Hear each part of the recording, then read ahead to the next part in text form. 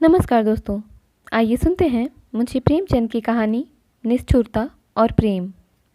लेकिन उससे पहले अगर आपने अभी तक मेरे चैनल को सब्सक्राइब नहीं किया है तो प्लीज़ मेरे चैनल को सब्सक्राइब कर लें और वीडियो को लाइक और शेयर करना ना भूलें। तो आइए शुरू करते हैं आज की कहानी निष्ठुरता और प्रेम।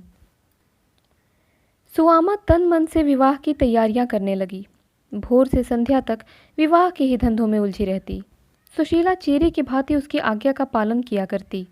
मुंशी संजीवन लाल प्रातःकाल से सांझ तक हाट की धूल छानते रहते और विरजन, जिसके लिए यह सब तैयारियां हो रही थी, अपने कमरे में बैठी हुई रात दिन रोया करती। किसी को इतना अवकाश ना था कि क्षण भर के लिए उसका मन बहलाए। यहाँ तक कि प्रताप भी अब उसे निठुर जान पड़ता था।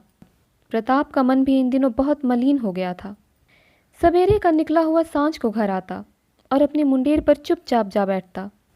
विरजन के घर जाने की तो उसने शपथ सी कर ली थी, वरन जब कभी वह आती हुई दिखाई देती तो चुपके से सरक जाता।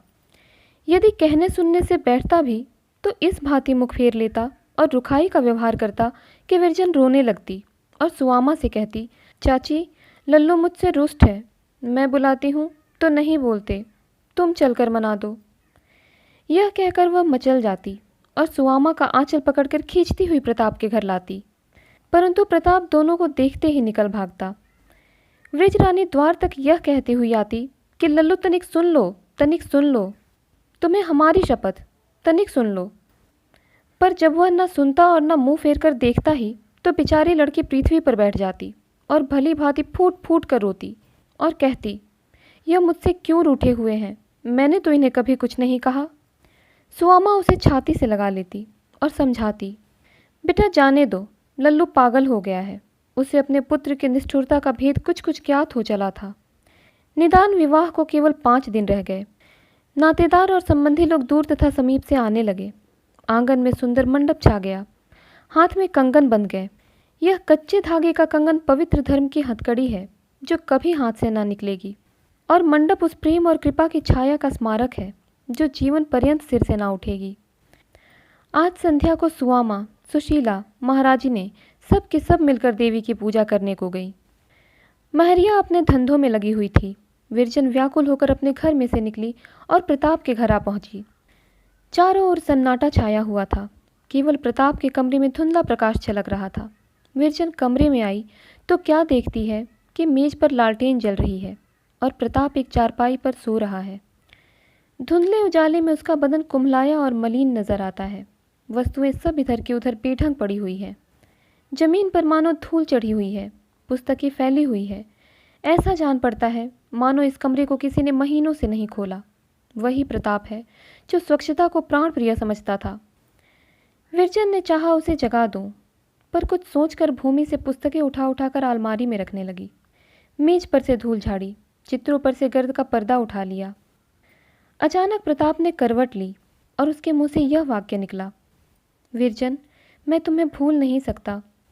फिर थोड़ी देर पश्चात, विरजन, कहाँ जाती हो? यहीं बैठो। फिर करवट बदलकर, ना बैठोगी? अच्छा जाओ, मैं भी तुमसे ना बोलूँगा। फिर कुछ ठहर कर, अच्छा जाओ, देखे कहाँ जाती है।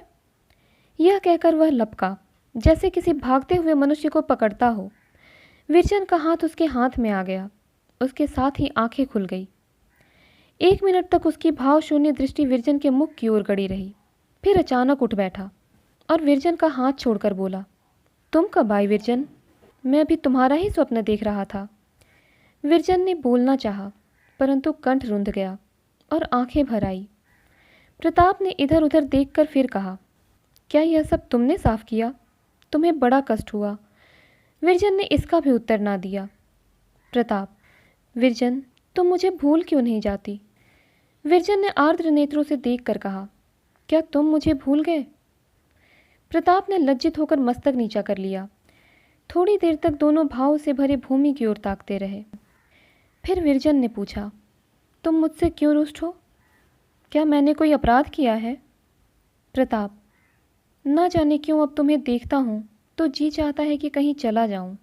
विरजन, क्या तुमको मेरी तनिक भी मोह नहीं लगती? मैं दिन भर रोया करती हूँ, तुम्हें मुझ पर दया नहीं आती? तुम मुझसे बोलते तक नहीं। बतलाओ, मैंने तुम्हें क्या कहा जो तुम रूठ गए? प्रताप, मैं तुमसे रूठा थोड़े ही हूँ। विरजन, तुम मुझसे बोलते क्यों नहीं? प्रताप, मैं चाहता हूँ कि तुम्हें भूल जाऊँ। तुम धनवान हो, तुम्हारे माता पिता धनी हैं, मैं अनाथ हूँ, मेरा तुम्हारा क्या साथ? विरजन, अब तक तो तुमने कभी यह बहाना ना निकाला था, क्या अब मैं अधिक धनवान हो गई? यह कहकर विरजन रोने लगी। प्रताप भी द्रवित हुआ, बोला, विरजन, हमारा तुम्हारा बहुत दिनों तक साथ रहा, अब वियोग के दिन आ गए। थोड़े दिनों में तुम यहाँ वालों को छोड़कर अपने ससुराल चली जाओगी, इसीलिए मैं भी बहुत चाहता हूँ कि तुम्हें भूल जाऊँ, परंतु कितना ही चाहता हूँ कि तुम्हारी बात स्मरण में ना आए, वे नहीं मानती। अभी सोते सोते तुम्हारा ही स्वप्न देख रहा था।